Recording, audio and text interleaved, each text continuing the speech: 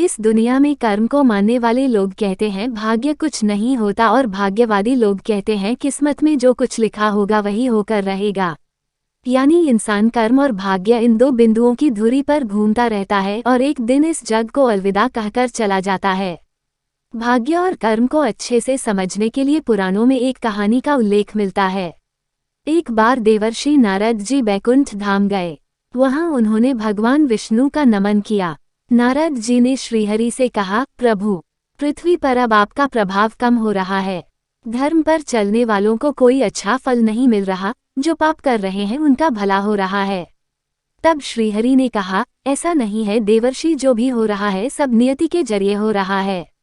नारद बोले, मैं तो देखकर आ रहा हूँ, पापियों को अच्छा फल मिल रहा है और भला करने वाले, धर्म के रास्ते पर चलने वाले लोगों को बुरा फल मिल रहा है। भगवान ने कहा, कोई ऐसी घटना बताओ। नारद ने कहा, अभी मैं एक जंगल से आ रहा हूँ।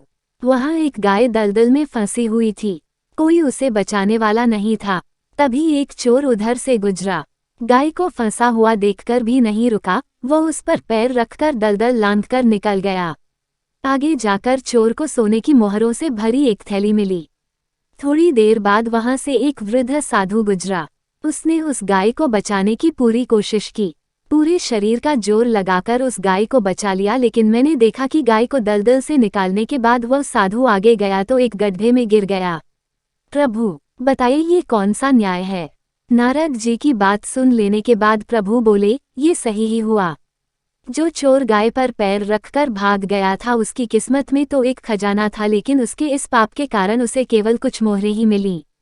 वहीं उस साधु को गड्ढे में इसलिए गिरना पड़ा क्योंकि उसके भाग्य में मृत्यु लिखी थी, लेकिन गाय को बचाने के कारण उसके पुण्य बढ़ गए और उसकी मृत्यु एक छोटी सी चोट में बदल गई। इंसान के कर्म से उसका भाग्य तय होता है।